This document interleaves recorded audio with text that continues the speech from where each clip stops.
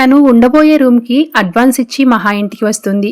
పెద్ది, మీతో ఒక విషయం చెప్పాలి. నాకు అద్దెకి ఒక గది దొరికింది. నేను రేపే వెళ్ళిపోతున్నానని మహా చెప్తుంది.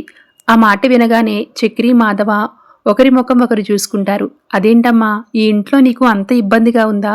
ఇప్పుడు ఇల్లు చూడ్డానికి బయటికి వెళ్ళావా అని మాధవ అడుగుతాడు. అవును పెద్ది, నన్ను మీరంతా సొంత మనిషిలా చూసుకున్నారు. కానీ ఎప్పటికైనా మీకు నేను బరువే కదా అంటుంది మహా. నువ్వు మాకు బరువేంటమ్మా అని మాధవ ఎన్ని చెప్పినా కూడా మహా వినదు. ఇల్లు దూరంగా చూసుకున్నారా అని చక్రి అడిగితే, లేదు 2 కిలోమీటర్లు అంతే ఇక్కడి నుంచి అని అడ్రస్ చెప్తుంది. ఇక తరువాత మహా గదిలోకి వెళ్ళి చక్రి మాట్లాడడానికి ట్రై చేస్తాడు. ఏంటి అప్పుడే లగేజ్ సర్దేసుకుంటున్నారని చక్రి అడిగితే, రేపు వెళ్ళాలంటే ఈరోజు ప్యాక్ చేయాలి కదా అంటుంది. అంతేనా, ఇంకేం లేదా అని చక్రి అడుగుతాడు. ఇంకేముంది మన మధ్య, అయినా మీరెవరు నన్ను ఆపడానికి అంటూ మహా అంటుంది. అంతేలేండి, మిమ్మల్ని సేఫ్గా సిటీకి తీసుకొచ్చాను, మీకే కష్టం రాకుండా చూసుకున్నాను.